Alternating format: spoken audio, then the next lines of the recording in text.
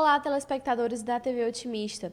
O nosso programa de hoje é uma entrevista com o deputado estadual do PL, Carmelo Neto, onde ele vai falar sobre as eleições do ano que vem, de 2024, e sobre a notícia mais nova sobre a cassação da chapa do PL da Assembleia Legislativa, no qual ele faz parte. Vamos conferir. Os deputados estaduais do PL que tiveram seus mandatos cassados por decisão do Tribunal Regional Eleitoral, sob o argumento de que o partido infringiu a lei das cotas, apresentaram um recurso chamado de agravo regimental, que serve para que o juiz, no caso aqui o tribunal, esclareça bem o acórdão que foi publicado.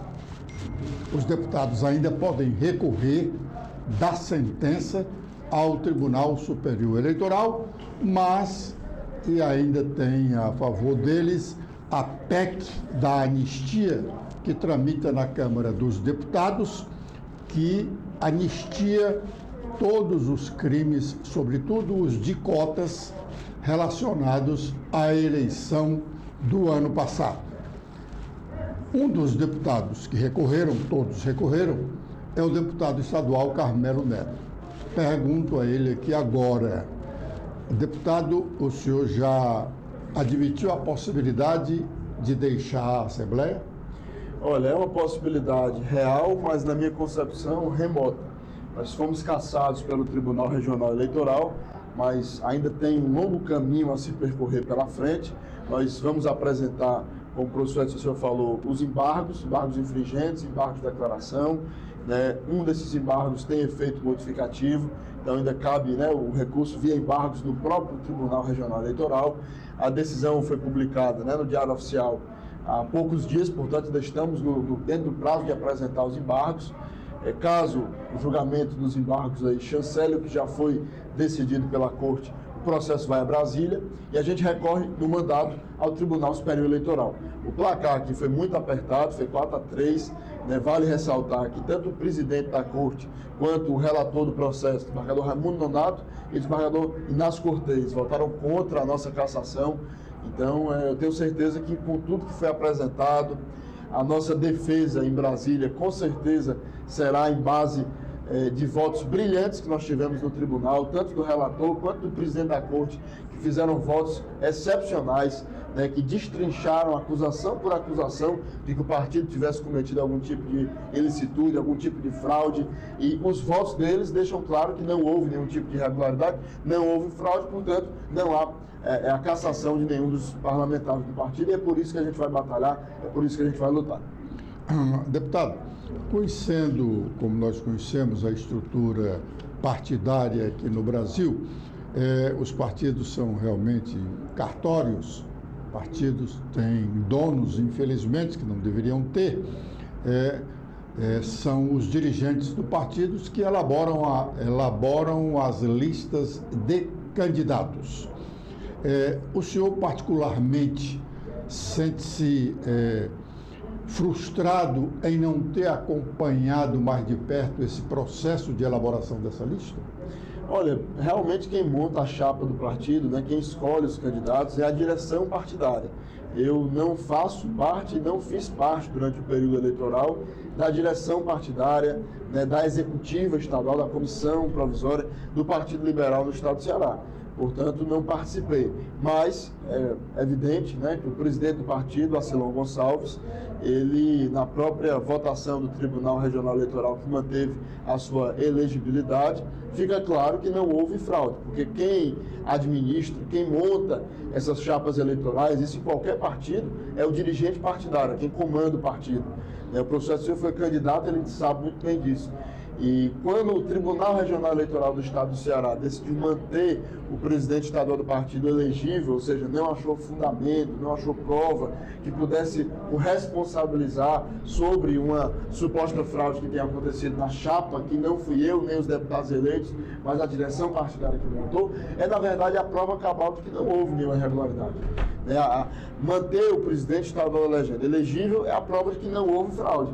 Porque quem monta é o presidente do partido. Se não houve responsabilidade, né, responsabilização da parte dele perante o próprio tribunal, que não encontrou indício, que não encontrou nenhum tipo de dúvida quanto à sua conduta na montagem da chapa, é evidente que não houve fraude. Então, se não houve fraude, não se pune os deputados que não participaram da montagem da chapa, que não fazem parte da direção partidária, por um erro que não aconteceu e que só quem sai penalizado com isso é o povo cearense, que perde 500 mil de votos em uma chapa aqui na Assembleia e perde a sua representatividade de 4 deputados. Então, é lamentável que o tribunal tenha decidido, né, por caçar esses deputados e a chapa inteira, né, porque os suplentes também teriam a oportunidade de assumir em dado momento e também teriam o seu registro cassado. Deputado, infelizmente são os dirigentes partidários que fazem a chapa, porque na verdade a legislação manda que a chapa seja feita em uma convenção partidária, uma convenção em que isso se supõe estejam presentes, sobretudo, os candidatos que são os mais interessados. Aí, no meu entender, me parece que há uma certa omissão dos próprios candidatos em querer saber que chapa vai ser apresentada e se aquela chapa realmente está de acordo com a legislação. Se o senhor me permite, acho que o presidente do partido não foi punido porque a legislação eleitoral não estabelece punição para o dirigente partidário, estabelece para o partido. Lamentavelmente, eu acho que a lei tem esse equívoco, que quando fala em punir o partido, acaba punindo os eleitores do partido e os filiados ao partido que obtiveram sucesso eleitoral. Porque se fosse para punir o partido, poderia suspender a distribuição dos recursos do fundo partidário, tornar inelegível o dirigente partidário por um determinado momento para qualquer cargo eletivo, expurgá-lo da vida partidária administrativa. Então, acho que há um equívoco da lei, mas também acho que há uma falha dos próprios candidatos em se omitirem na discussão da chapa. O senhor não vê assim? Na verdade, a gente que já passou por uma campanha, o senhor passou e sabe muito bem disso, que é uma correria, né? Que ali você participa de vários eventos, percorre o estado inteiro e muitas das vezes, na grande maioria, a gente não tem o tempo de estar participando da montagem da chapa, de estar participando daquela conversa individual que os candidatos que buscam disputar o pleito procuram ter quando procuram um partido que venha aceitar o seu nome na disputa, né? O PL é um partido grande, foi o partido do presidente Bolsonaro, então tinham muitos pré-candidatos que buscavam o partido com a intenção de se filiar, de disputar algum tipo de cargo de deputado federal, de deputado estadual, até de senador. A gente teve também filiados com essa intenção, colocaram o seu nome à disposição do partido. Então, cada candidato, né, assim, você pedir que cada candidato, cada pessoa que estava na chapa acompanhe a montagem do partido, é algo que no papel é muito bonito, mas que na prática não funciona bem. Por quê? Porque está todo mundo cuidando das suas pré-campanhas, está todo mundo percorrendo o estado inteiro em busca de seus possíveis apoiadores, em busca daquelas pessoas que têm simpatia com o seu trabalho. Então, realmente, quem faz isso, né, a gente delega e todos os pré-candidatos, essa burocracia fica com a direção partidária, né, e não com os pré-candidatos. O que nós fazemos estamos à disposição do partido, queremos disputar determinado cargo e vamos à convenção para isso, que a gente só se torna candidato depois da convenção partidária. Né? E todos os candidatos do PL, vale ressaltar, estiveram na convenção partidária, assinaram o registro de candidatura, até essas duas mulheres, né, que ligaram para a Procuradoria Regional Eleitoral 1 mês e meio depois da eleição, coincidentemente no mesmo momento, para dizer que não queriam ter sido candidatas. Agora é o momento de fazermos nosso primeiro intervalo. Fique aí que voltaremos já.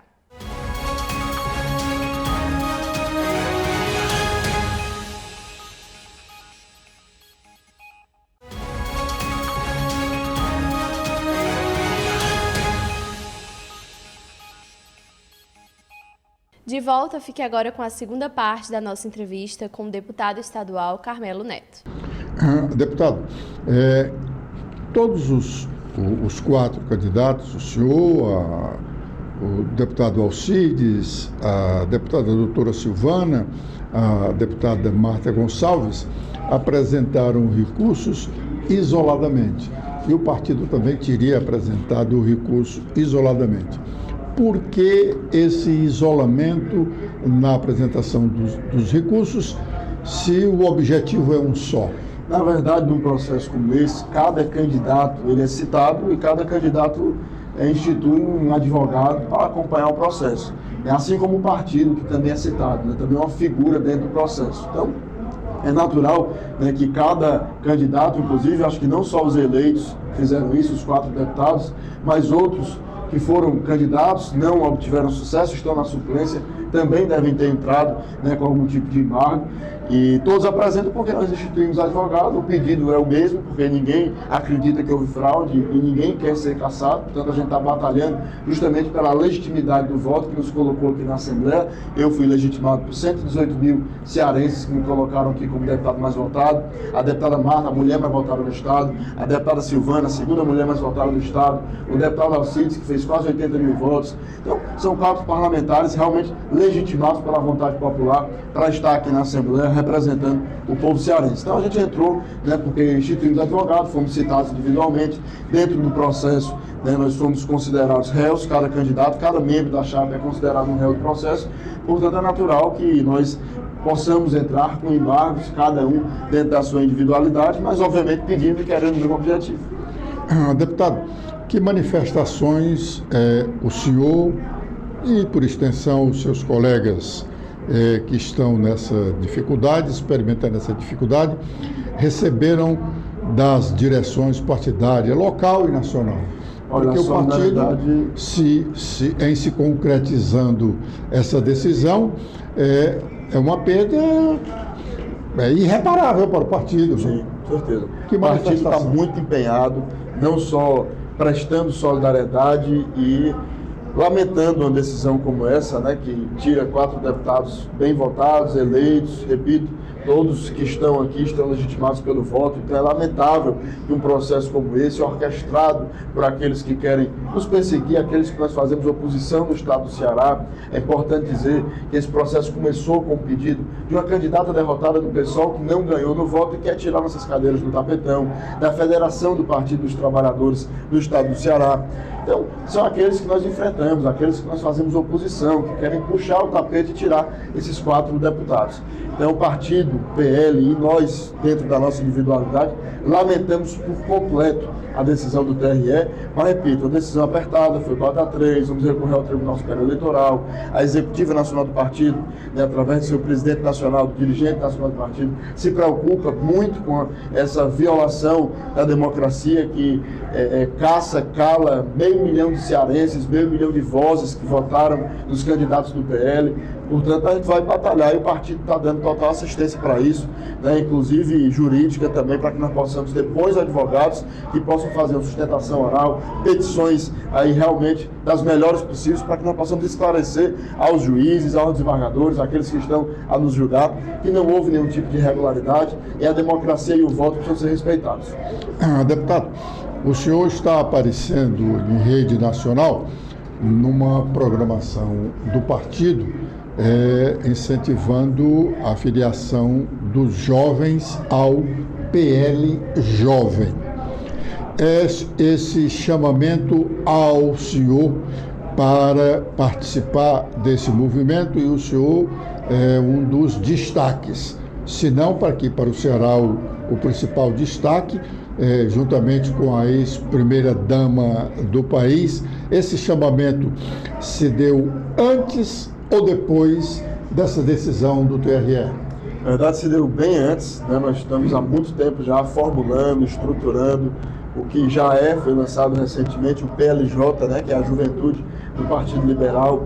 Vamos lançar, já lançamos o primeiro e vamos continuar com uma série de programas, que é o Chega Aí, para que nós possamos interagir e convidar jovens de todo o país, não só aquelas figurinhas carimbadas como eu, como o deputado Nicolas e outras figuras do partido, mas jovens que não necessariamente têm um alcance na rede social, mas que querem se engajar, têm o sonho que eu já tive com 13 anos de idade, né, de conseguir ter voz e adentrar na vida pública, conseguir lutar por aquilo que eu acredito e expressar esse sentimento de alguma forma.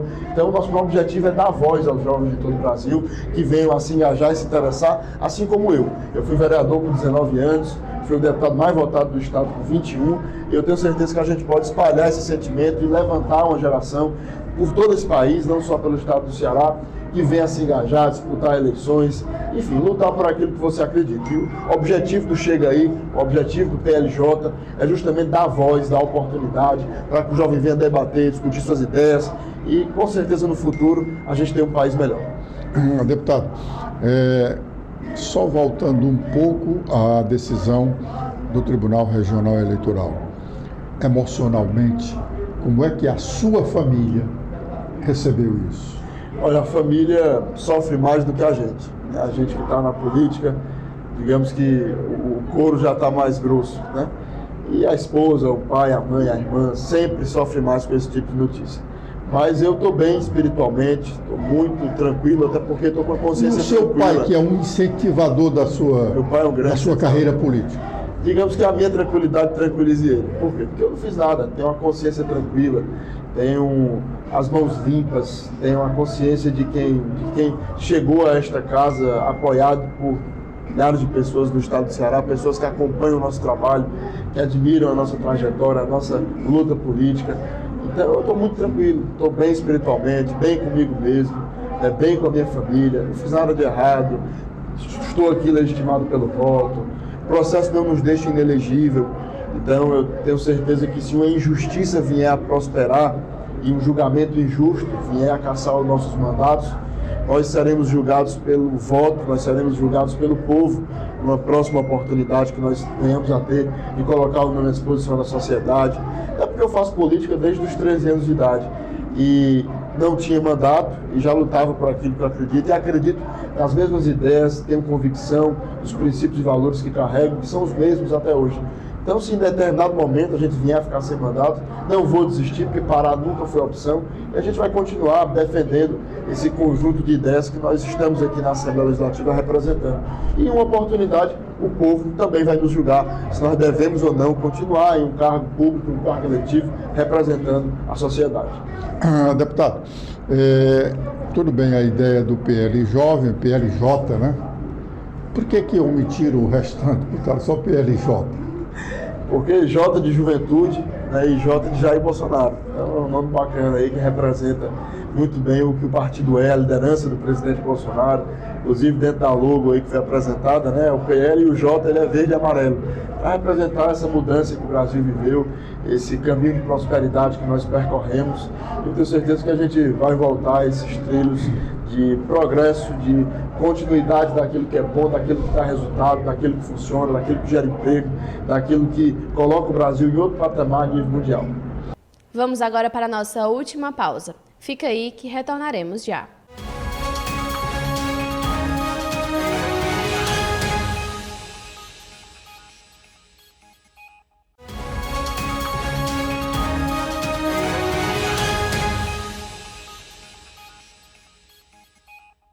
Voltamos e agora você fica com a última parte da nossa entrevista com o Carmelo Neto. Deputado, na verdade, o senhor é um dos mais jovens, mas existem outros jovens no PL do Ceará, como, por exemplo, o deputado André Fernandes, não é tão jovem quanto o senhor, mas também é jovem, né? Porque ele não está muito aquém da minha idade, né? Mas ainda é muito jovem. Por que foi o senhor? Tem alguma coisa a ver relacionado com a eleição do próximo ano? Olha, o PLJ Chega Aí não é um programa de um só episódio, né? Vão ser muitos episódios, vão ser uma série de programas, uma série de eventos em todo o país e com certeza todos os jovens do partido estarão engajados nesse projeto, como o deputado André Fernandes, o deputado Matheus Noronha, que tem menos de 30 anos também, é um jovem deputado, se não me engano ele tem 23, 22, né? Então é um jovem deputado, assim como o André, e em outros estados do país. O PL é um partido que tem muitos parlamentares jovens, ou seja, que deu voz e que hoje as vozes do partido estão representando e sendo voz de outras pessoas. E o que nós queremos fazer é justamente isso, porque os partidos mais alinhados à esquerda falam muito em juventude, mas não tem os exemplos reais de jovens que tiveram espaço, os partidos deram oportunidade e esses jovens hoje representam uma parcela da população. O deputado mais votado do país, o deputado Nicolas, é um jovem que hoje representa o povo de Minas Gerais no Congresso Nacional. Foi vereador, se não me engano, com 23, 24 anos. É um pouquinho a mais do que eu fui aqui em Fortaleza com 19. Então, o PL tem muitos jovens em todo o país. Um ou outro no primeiro programa está lá aparecendo, mas isso é rotativo. Nos próximos, as figuras mudam e vem outros parlamentares do partido. Nos outros, as figuras mudam novamente e vai chegar um momento que vai aparecer, talvez nenhum parlamentar do partido, mas jovens de todo o país que nós queremos dar voz, que nós queremos dar oportunidade para que estejam dentro do PLJ nos lugares que nós estamos hoje, apresentando esses programas, interagindo com o presidente Bolsonaro, com a primeira-dama Michele, que a intenção é justamente essa. Se for para que os parlamentares do partido, e eu me incluo nisso, para ficar só na gente não vai a canto nenhum. Ou a gente abriga mais pessoas em todo o Brasil, ou a gente faz um chamamento de jovens de todo o país, ou a gente engaja aquelas pessoas que hoje são invisíveis, mas que no futuro podem se transformar num Carmelo, num André, no Nicolas Ferreira, ou a gente dá voz para essas pessoas, ou então a gente não vai ter o futuro que a gente sonha com uma juventude politizada, com uma juventude engajada. Então, a maior missão do PLJ não é estampar o rosto de A, de B ou de C, não é colocar lá o Carmelo e deixar o Carmelo ali aparecendo e dando visibilidade a ele. O objetivo do PLJ é usar o nosso exemplo para dar visibilidade a outros. É usar o nosso exemplo de um jovem de 13 anos de idade que pegou o telefone, gravou um vídeo e foi para a internet, que foi o meu caso, e chamar outros jovens de 13, 14, 15 que venham a se expor, que venham a defender aquilo que acreditam, para que possamos juntos no PLJ somar esses esforços e unir uma juventude, uma legião de jovens pelo Brasil que sonha com um país diferente. Deputado, o senhor falou no PLJ, J de Juventude, J de Jair Bolsonaro. Hoje o PL tem consciência de que o Jair Bolsonaro não é mais aquele Jair Bolsonaro que chegou à presidência da República limpo e agora está, eu não diria sujo, mas desgastado? Olha, todo mundo que ocupa um cargo político sofre um certo desgaste, isso é natural. Ninguém agrada a todo mundo, sempre tem aquela parcela que acha que você poderia ter feito diferente. Mas realmente o presidente Bolsonaro não é o mesmo que chegou à presidência da República, mas porque ele melhorou muito. O presidente Bolsonaro, em 4 anos de mandato, pode ter certeza disso, que ele amadureceu bastante. A maior missão e o maior legado dele foi ter montado uma grande equipe. Então ele conseguiu no governo liderar uma grande equipe de técnicos, como o ministro Paulo Guedes, o ministro Tarcísio. E o grande legado que ele deixa para o Brasil é esse, foi de levantar lideranças em todo o país. Eu fui uma liderança que tive a oportunidade de contribuir com o governo do presidente Bolsonaro, com o Conselho Nacional de Juventude. E 4 anos depois de ter chegado à presidência, com tudo que ele viveu, com todas as perseguições que ele enfrentou, eu tenho certeza que ele está um homem ainda mais maduro e preparado para voltar a servir o Brasil muito em breve. E eu tenho certeza que essa oportunidade vai chegar e o presidente Bolsonaro retornará o Brasil aos caminhos do progresso, aos caminhos do resultado. Porque o governo dele foi um governo de resultado.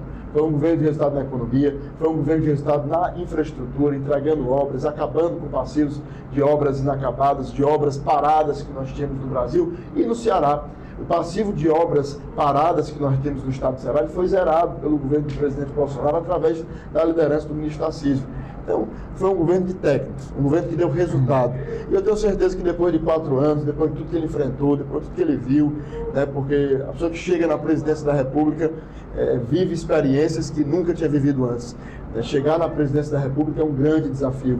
E o presidente Bolsonaro passou por esse momento e eu tenho certeza que ele está ainda melhor do que estava em 2018, quando foi eleito presidente.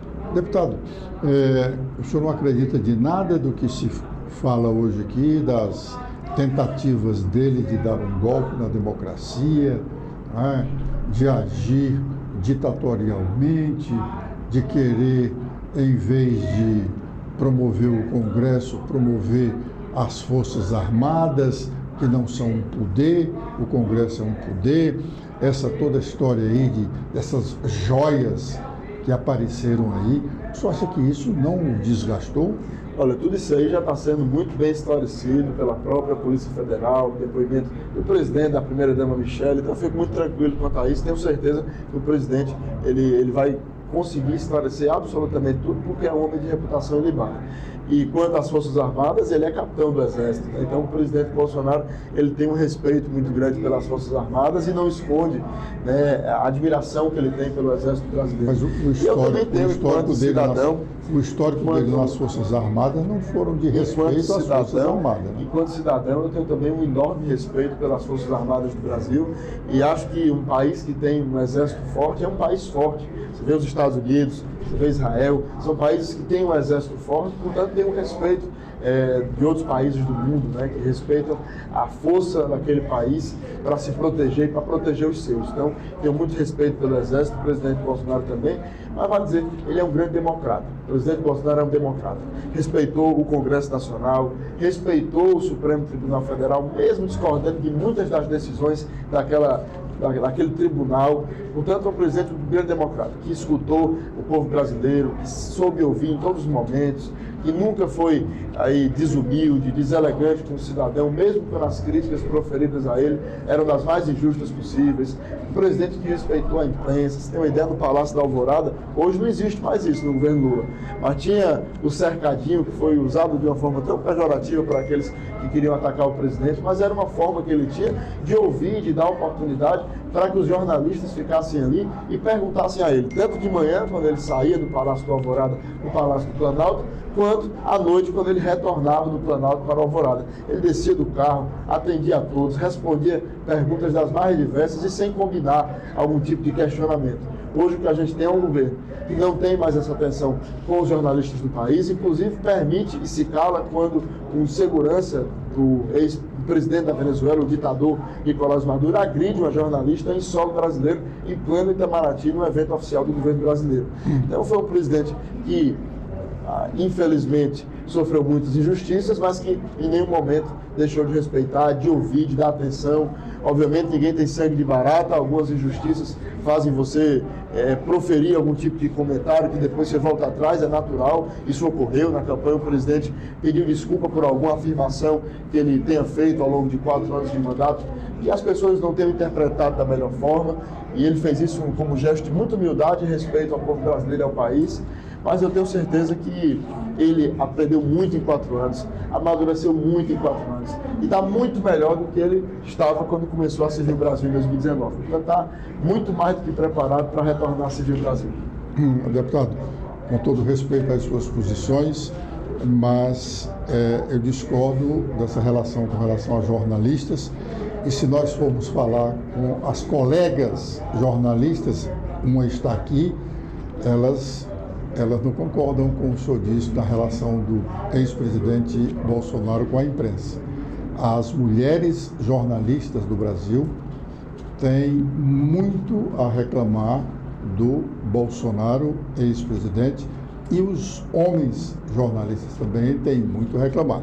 Com relação a exército forte, é verdade que o americano tem um exército muito forte, mas mais forte do que o exército é o Congresso Nacional americano. Infelizmente, o Congresso Nacional Brasileiro não é tão forte, mas por omissão. E não por algum tipo de desalinhamento com outros poderes. Os poderes, eles são autônomos, são independentes. E, infelizmente, o Congresso Nacional Brasileiro, ele se omite em muitos assuntos que me enfraquecem. Isso aí eu lamento. Obrigada a todos pela presença do nosso programa de hoje. Espero revê-los na segunda-feira. Até lá!